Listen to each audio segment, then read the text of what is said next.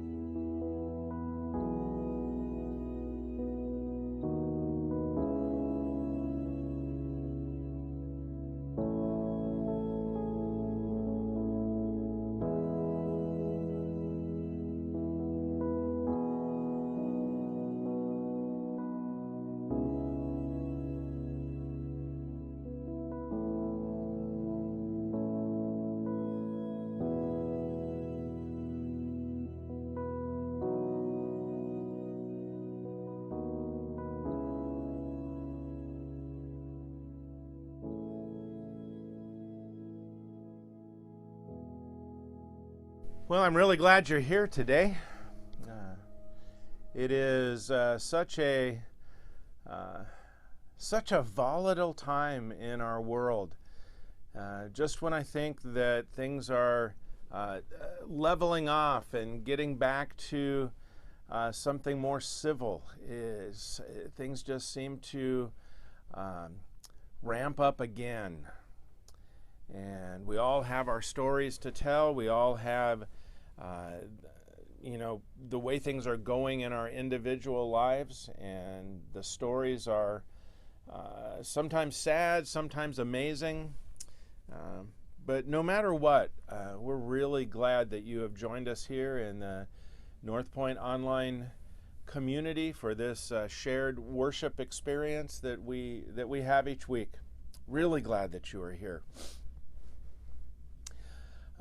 As an experiment, I have gone the past 7 weeks without any bread. Partly it was because I wanted to see if I could do it. I love bread and pastries, and I struggle with that a little bit, and so I thought, maybe by going without it for a while, I could get some of this under control, and it's gone really, really well. But honestly, I really miss bread. I really, really miss it.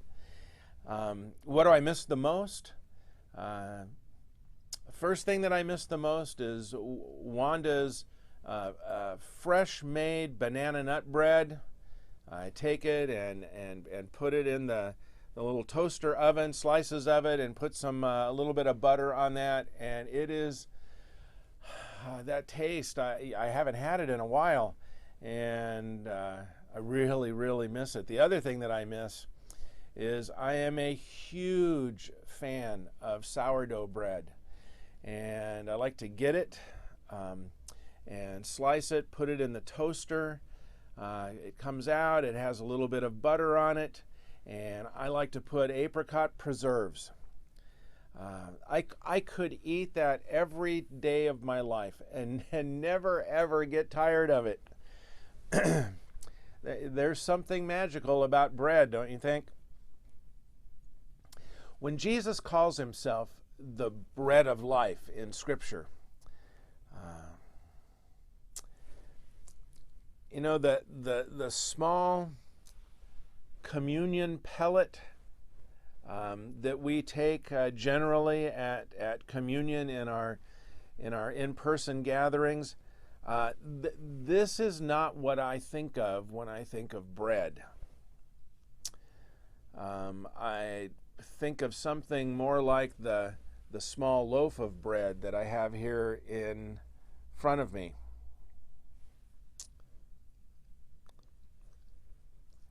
We can barely scratch the surface here today on this, but I want to say that bread actually plays a major role in a number of Bible narratives. Bethlehem, where that we associate with the birth of Jesus so clearly. The word Bethlehem means house of bread in Hebrew. Even in most cultures throughout history, a central part of most every meal is bread. When we meet together, we often speak of breaking bread together. It's what communion was called in the Bible. Do you know the word, I found this out this week in my study, the word companion or companionship, it comes from a Latin compound word, which means that at the beginning of it, C-O-M, com, that means with. The second half of the word is panis, panis.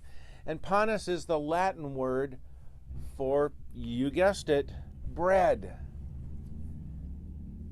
Companionship means to have bread with somebody else. That's how central the idea of bread is. It's connected to our biblical word in the New Testament, fellowship.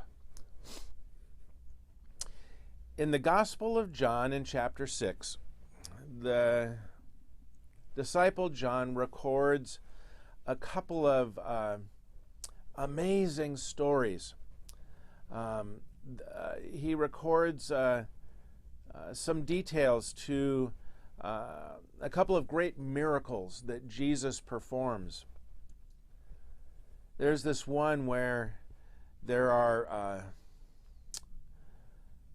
just this massive crowd of people, well over, Bible records, well over 5,000 people have gathered there. They had been following Jesus around. And Jesus, in that moment, performs this miracle of feeding every one of them with food left over. And all he had was 5 loaves of bread and a couple of fish. Whoa. Then right after that, it says in this storyline that Jesus went away to be alone by himself. And later that night, the disciples hopped in a boat to go across the lake to a town on the other side. And while they were on the lake, a storm, a massive storm appeared. And as they were, I picture cowering in fear, fear for their lives because of the storm that they were caught in the middle of, they look out and they see Jesus walking on the water. And Jesus says to them, don't be afraid. It's me. I'm right here with you. And after the storm died down and after they reached shore, it says that Jesus took off to be by himself. And a little bit later, people went looking for him in a nearby town. And when they found him, they said, "Rabbi,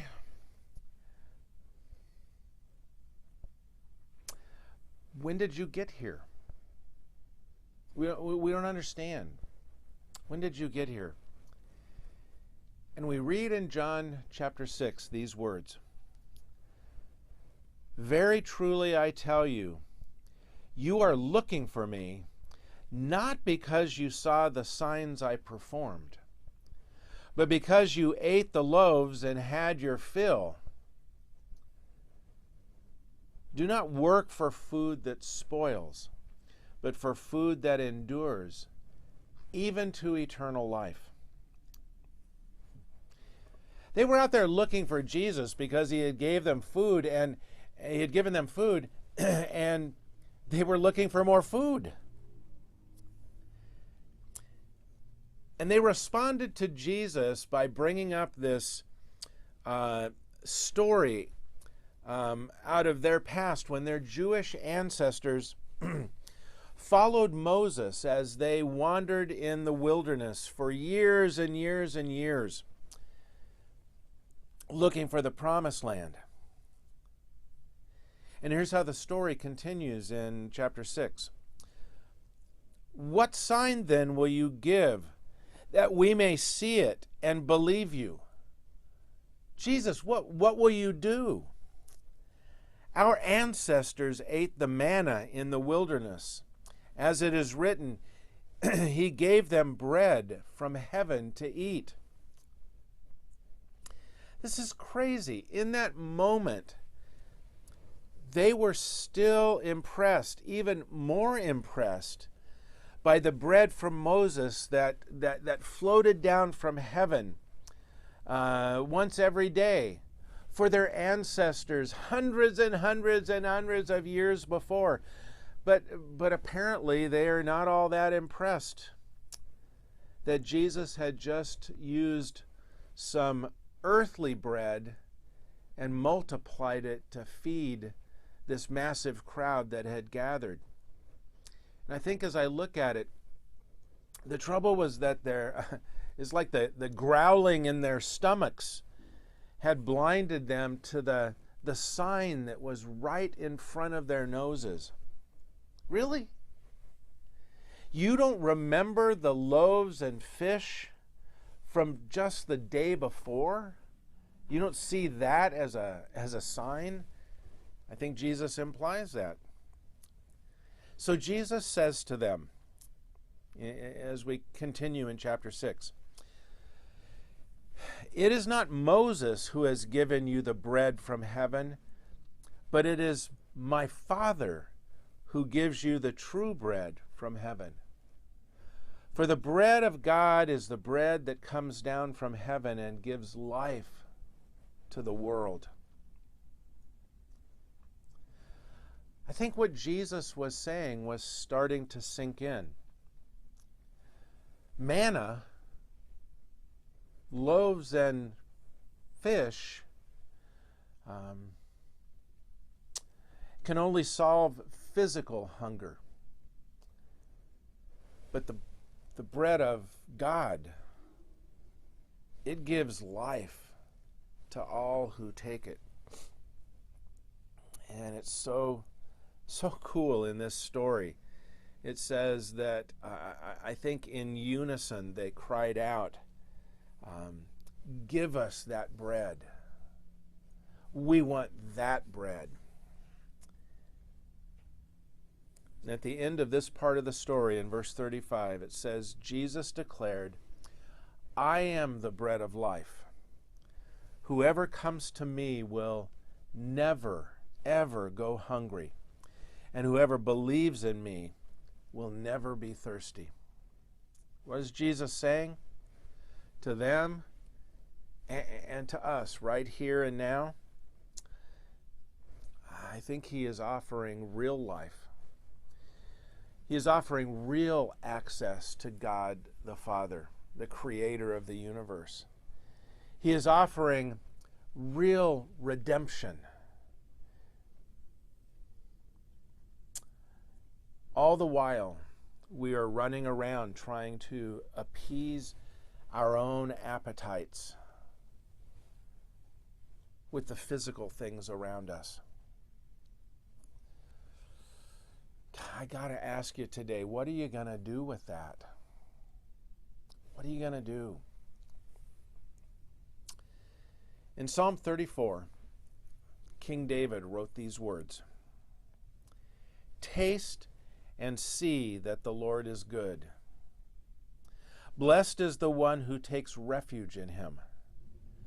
Fear the Lord, you his holy people, for those who fear him lack nothing. The lions may grow weak and hungry, but those who seek the Lord lack no good thing." This is my shot here today. You want to know why we struggle with developing a deep love for the taste of God in our lives? I think it's because we have become satisfied with cheap imitations. Look at it this way. All the while, we can have crusty baguettes. We can have thick French toast with crispy edges, with powdered sugar and hot maple syrup. Or we can have toasty rosemary ciabatta bread. Better yet, we can have grandma's homemade, steamy, fresh, out of the oven, soft French bread with creamery butter. Oh man, can you smell that right now? We can have that. And instead of having that, it's as if we go, "No, I really like the taste of this cardboard pellet. I think that's what I'll have instead." Man, we don't have the taste for the finer things. We don't have the taste for God because We are tasting all of these other things that seem to be so good. And when we get to him, our palate doesn't even recognize how good he is. Because of Jesus' death on the cross and his resurrection from the dead, check this out. Jesus comes to us as the bread of life.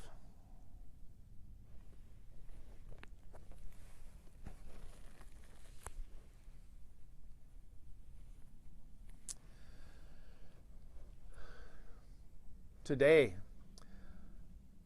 around the table of companionship, we remember that that is exactly who he is, the bread of life. Until next time, see ya.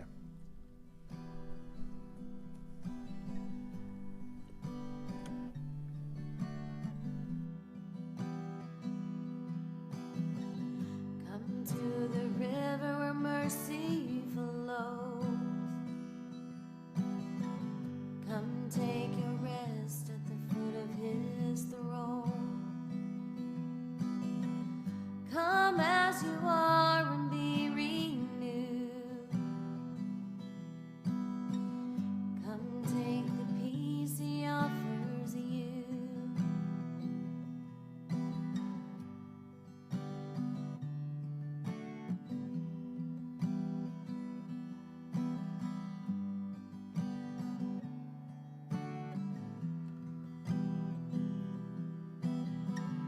Come as you are and trust in him. Come find the joy that hides within. Come find peace, be free from sin.